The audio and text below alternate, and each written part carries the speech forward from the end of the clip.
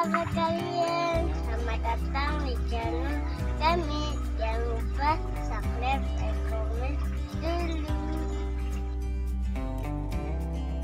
Bismillahirrahmanirrahim. Assalamualaikum warahmatullahi wabarakatuh. Sahabat sekalian, salam hobi dan salam tabu lampot.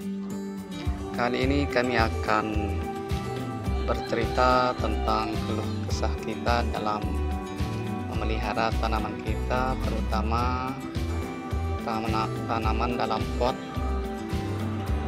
Beberapa hari kemarin kami sempat berkunjung ke salah satu teman kita yang dimana dia khusus membuat lokasi anggur, dan banyak sekali koleksi-koleksi yang dimilikinya,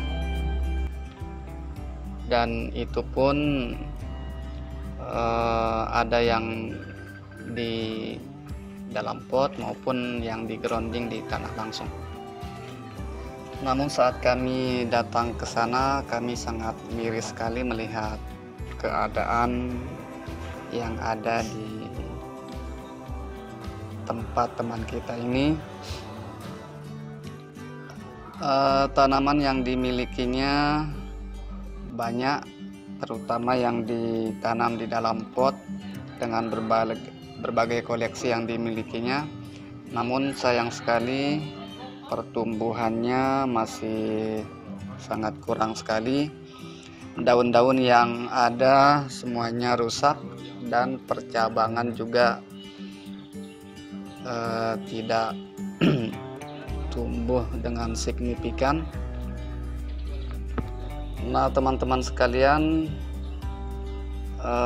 kita boleh saja memelihara tanaman dalam pot, namun hal yang perlu kita lakukan yaitu membuat fondasi sekuat mungkin sebagaimana kita membangun sebuah bangunan. Nah, fondasi dasar pada tanaman dalam pot adalah media tanam, yang kemudian bibit, yang ketiga adalah nutrisi, dan yang terakhir adalah perlindungan terhadap tanaman yang kita miliki. Nah, teman kita ini bercerita tentang kesuksesannya menanam anggur di depan rumahnya dengan melihat pertumbuhan yang sangat bagus.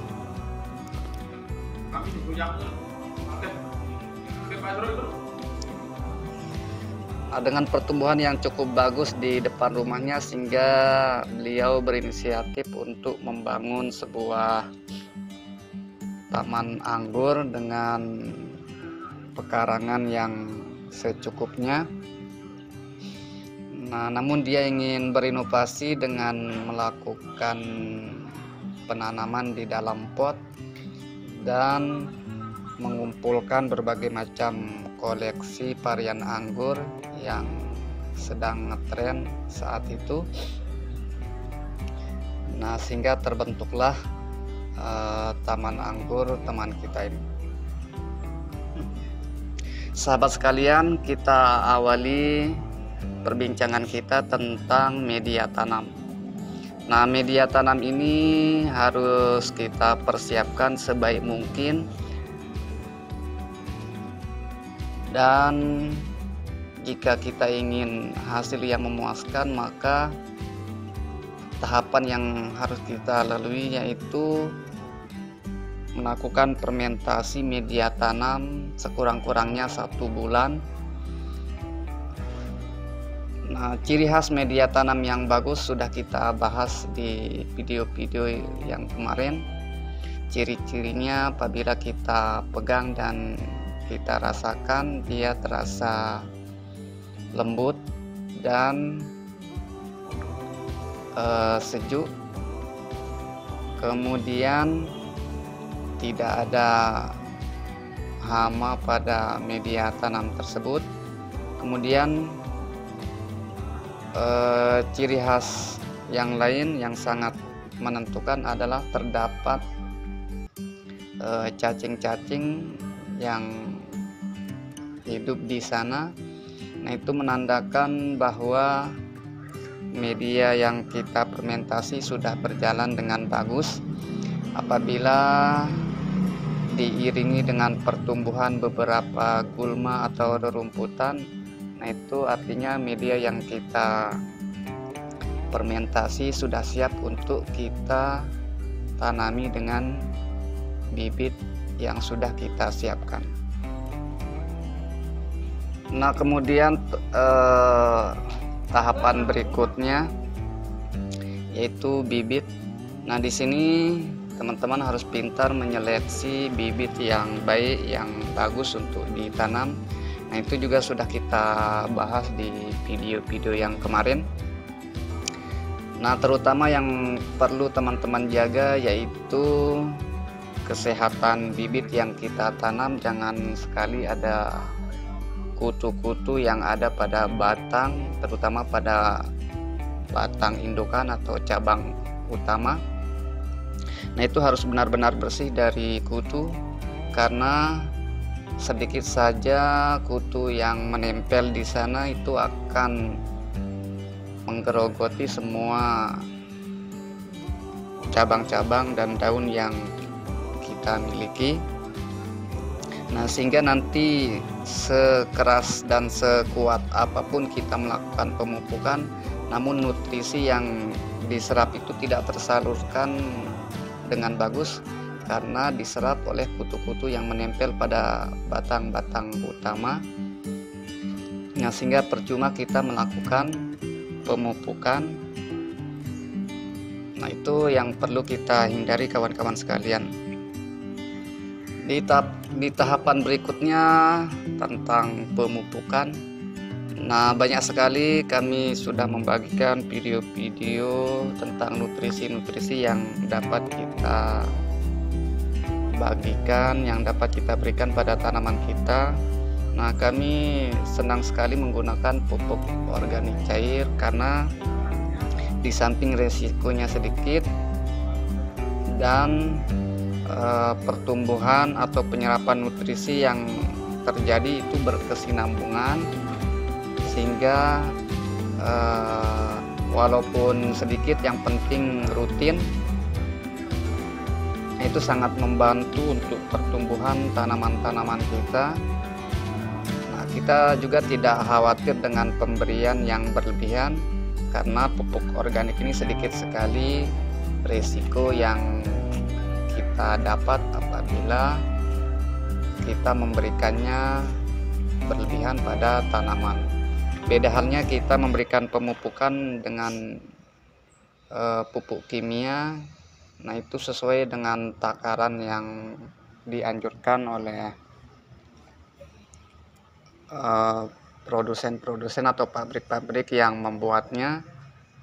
Nah, sehingga harus kita teliti dalam penggunaan pupuk kimia kawan-kawan sekalian.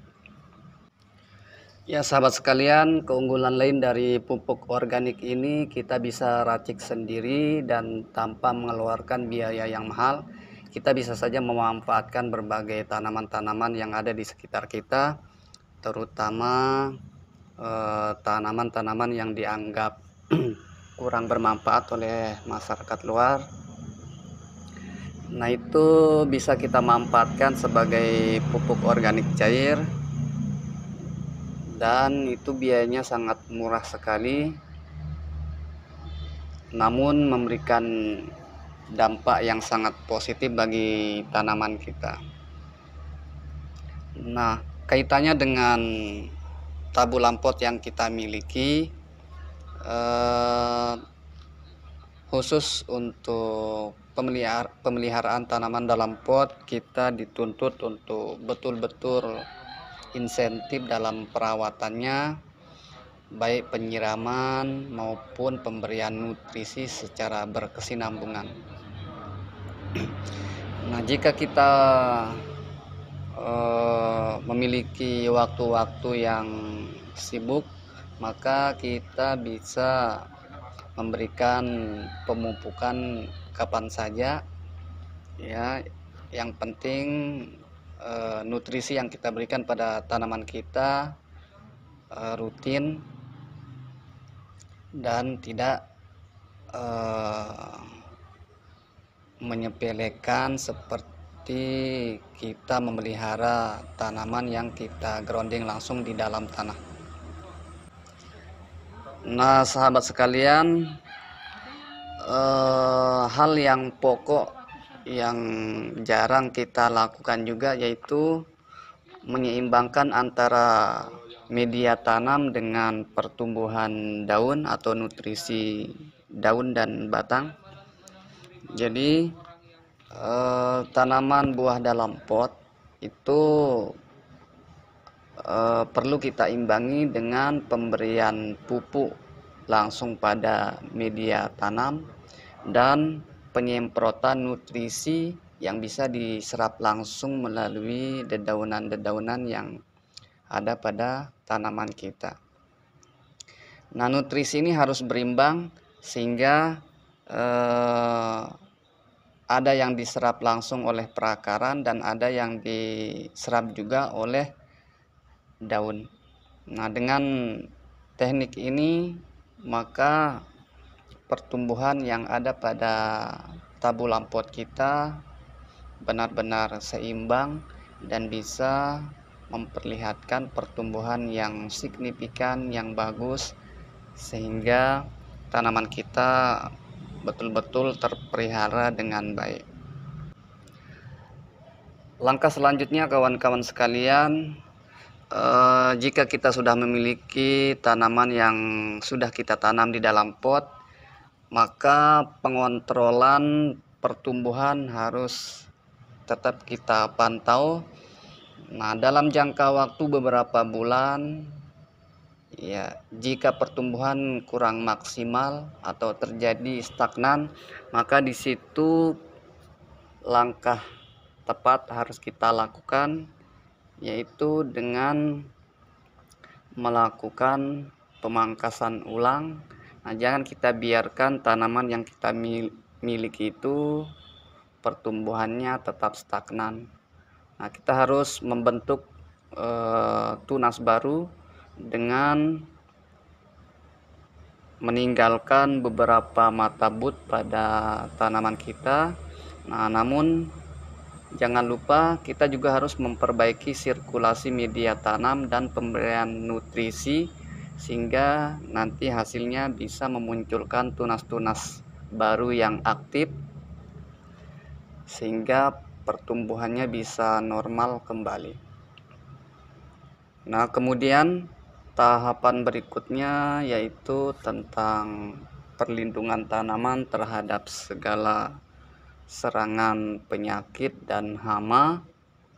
Nah, terutama yang sulit kita hindari yaitu musim yang tidak menentu ini. Nah, kita harus benar-benar bisa mengontrol tanaman kita dengan menyeimbangkan nutrisi yang ada. Karena musim hujan ini untuk tahun-tahun ini belum dapat diperkirakan kapan normalnya. Nah, sehingga terkadang kita lalai mengontrol tanaman kita. Nah, sehingga apa yang terjadi, ya, daun-daun yang dimiliki semuanya gosong dan rusak.